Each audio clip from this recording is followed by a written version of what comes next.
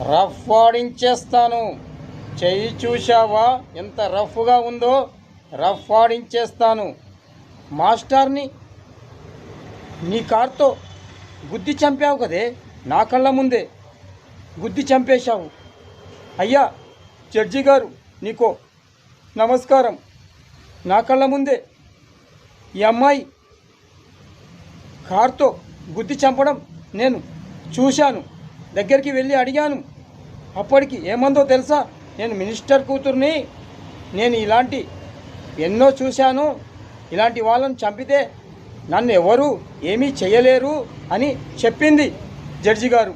ఇలాంటి అమ్మాయిని మీరు ఉరిశిక్ష వేయాలి జడ్జి గారు, ఉరిశిక్ష వేయాలి.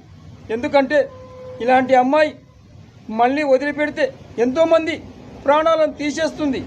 అందుకే మీరు ఉరిశిక్ష వేయండి.